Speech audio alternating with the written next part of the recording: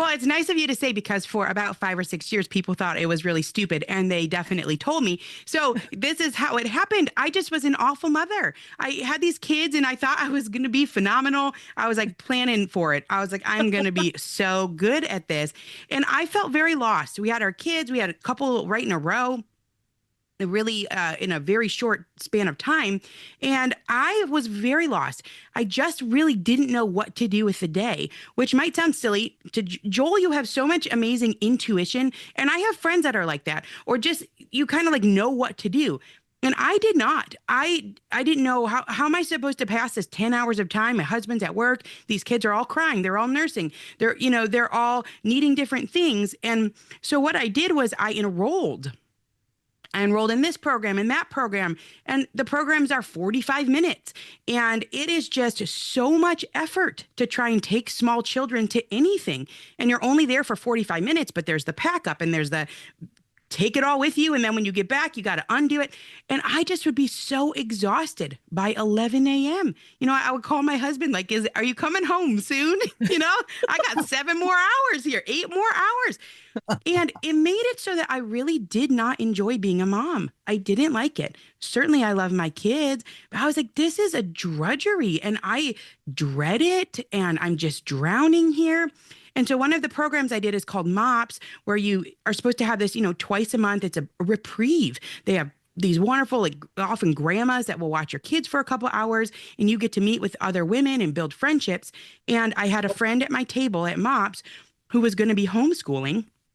And she had a kid that was 1 year older than our oldest. So she's like, I'm going to start doing the research. And I was like, that's great. Just tell me what you learn.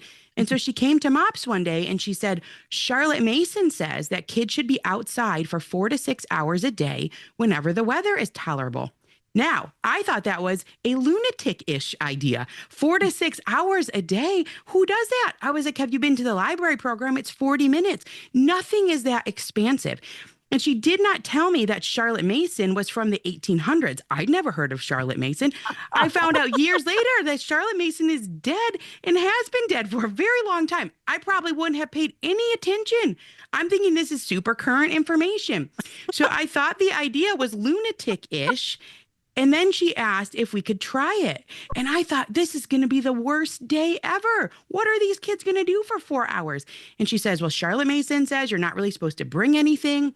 So we're going to meet at this park. This is in September of 2011. It's been a long time.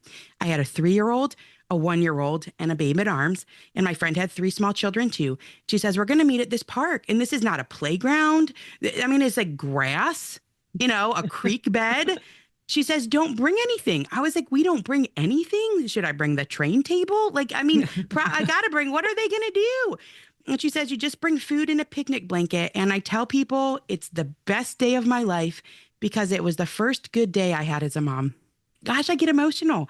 I had not had a good day as a mom for 3 years. And we go and I don't even know what happened. It was like the kids just played.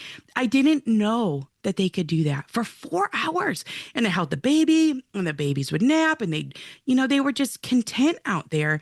And so we changed how we were doing early childhood in September of 2011.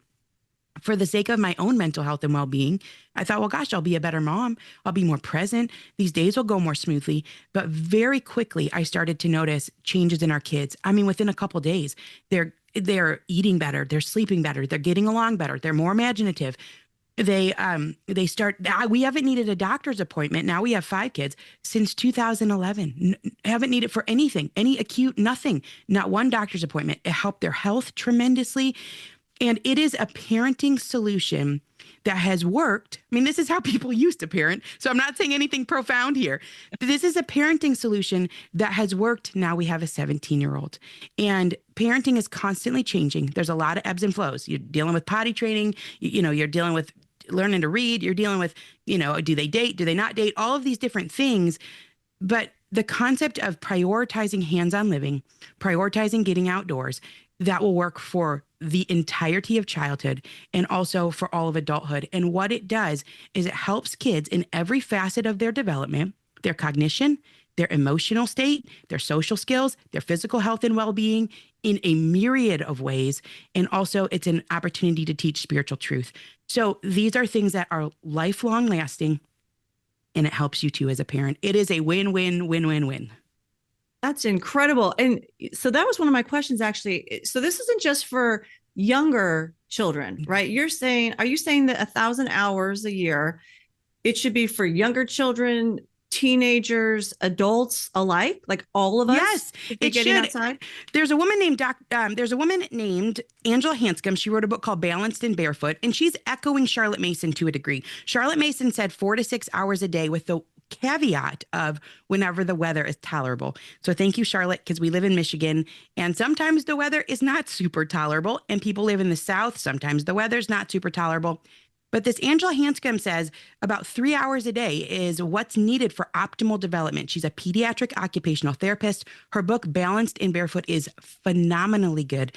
But this is for all ages. And what's interesting, and Joel, I think all of us, Sina, like we would be able to say, well, when we were kids, how much time did we get outside? If we were to really think back, and I would think, well, we walked to school. It was a mile. That was an hour. There and back, a half hour there, half hour back, an hour. And then we had 3 recesses. That was an hour plus. And then my dad would play catch with us in the afternoon. We didn't have all that much homework. This is historically normal. It's very normal. People say, 1,000 hours. That's so much time. I was like, no, that's like what everybody used to do up until 20 years ago. Friends, want to dive deeper into our thought-provoking conversations? Become part of the Beyond Labels family today by joining below. For any gift amount, you'll get access to the full, uncut episodes. Every contribution, whether big or small, keeps this podcast going. So join us and expand your Beyond Labels experience. Thank you.